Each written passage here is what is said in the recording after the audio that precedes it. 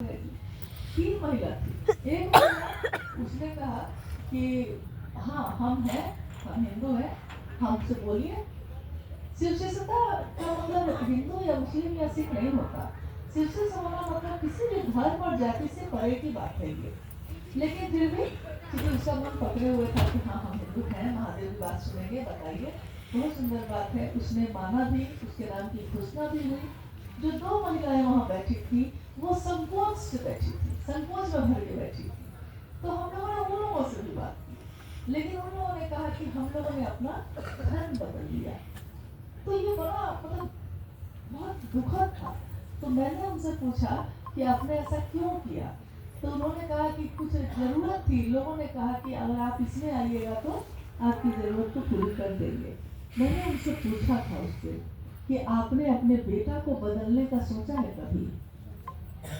तो वो चुप हो गए। मैंने कहा आपने अपने पति को बदल दिया, कुछ नहीं बोली। तो फिर मैंने उनसे पूछा कि जब अपने बेटा को नहीं बदला, अपने पति को नहीं बदला, अपने माँ बाप को नहीं बदला, अपना भगवान कैसे बदल लिया। मामूली सी बात के लिए भगवान बदल लेते हैं लोग। साहब ने कितनी सुंदर बात कही है कि एक वो लोग थे जिन्होंने जिंदगी दे दी बंदगी के लिए, यानी जिसके लिए, जिसको आराध्य मान लिया, जिसको गुरु मान लिया, उसके लिए अपनी जिंदगी दे दी। एक तू ही तो है, हाय अफसोस है। एक तू ही तो है, हाय अफसोस है। बंदगी छोड़ दी जिंदगी के लिए, थोड़ी सी चीज के लालच में आपने भगवान बदल लिया।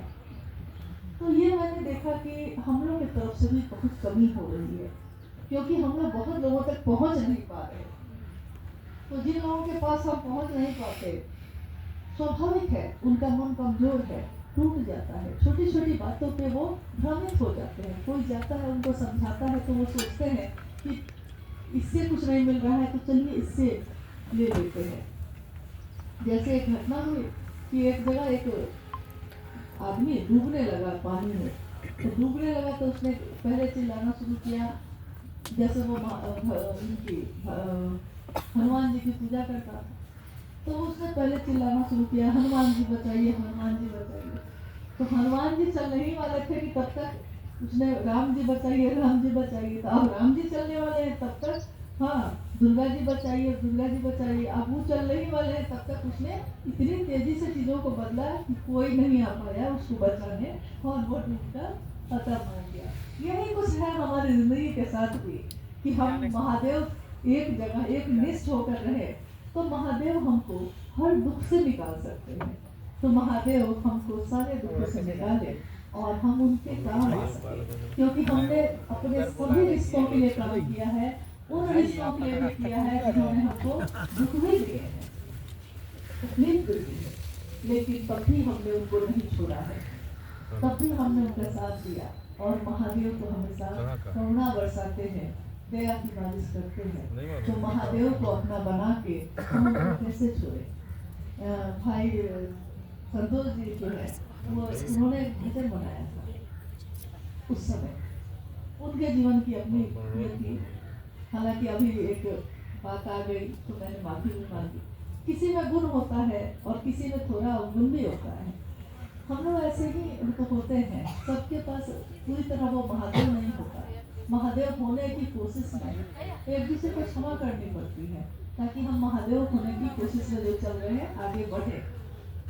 गीत बढ़ के बोल बहुत सुंदर थे कि इतनी मुश्किल से महादेव मिले हैं हम लोग को, उनको एक पल में कैसे भूल जाए, हम एक पल में कैसे छोड़ दें महादेव को, जिनसे मिलने में हमको जमाने लगे। कितने समय लग गया हमको महादेव से मिलने में, तो उनको हम एक पल में कैसे छोड़ दें। इसलिए उस महादेव को अपना बनाए और थोड़ा आगे बढ़े। सबके लिए हमने कुछ ना कुछ किया है, इस जीवन में महादेव के लिए कुछ हो जाए, क्योंकि दूसरों के लिए तो किया है, तब भी प्राण भी दे दीजिए तो कोई रिश्ता ऐसा नहीं है जो हमेशा आपसे खुश रहे। कभी ना कभी वो दुखी हो ही जाता है। आज तेल लगाइए 10 दिन, एक दिन नहीं लगाया आपने तो नाराज हो गए। रोज भोजन कराया, एक दिन नहीं करा पाए तो नाराज हो गए।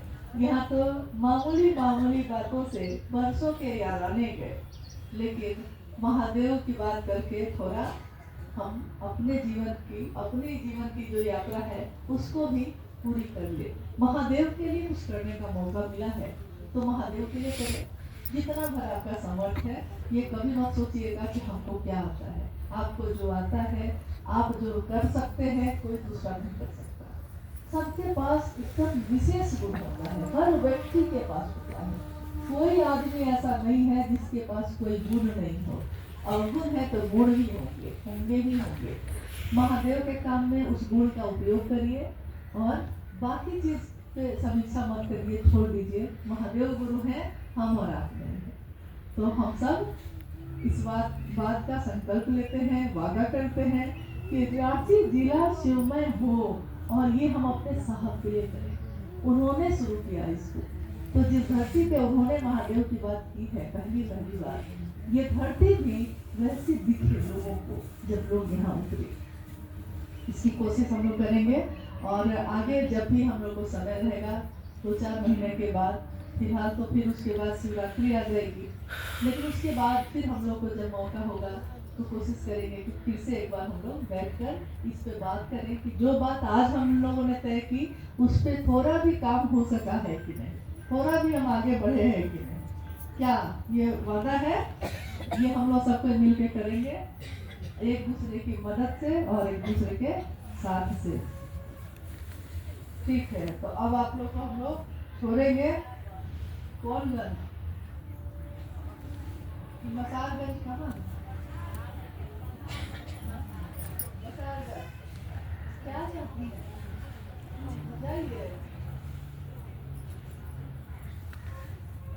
आप लोग को हम लोग मतलब छोड़ नहीं रहे हैं, बस ब्रेक दे रहे हैं कुछ महीना का। इधर जाइए, इधर से भी। इस स्थल पे कौन में पहली बार कोई आए हैं? पहली बार कौन लोग आए हैं? आप कहाँ से आए हैं? खिलाड़ी से। तो जो लोग पहली बार यहाँ आए हैं, हाँ, उन लोगों को हमें बताएं कि साहब का ये स्थल है, उपवन साहब उसमें रहे हैं हमारे, और जहाँ भी आप बैठे हैं हर उस स्थान पे साहब के चरण पड़े हैं, कि जहाँ जहाँ चरण पड़े साहब के, हम सभी से नमन करते हैं अपने साहब को और उन्हीं से ये आशीर्वाद मांगते हैं कि आपने महादेव के लिए महादेव को चाहा है, और रांची जिले के सभी शिव के शिव से और विश्व के भी सभी शिव से महादेव के लिए महादेव को चाहें, महादेव के लिए महादेव का काम करें। ये आपके आशीर्वाद के बिना नहीं हो सकता।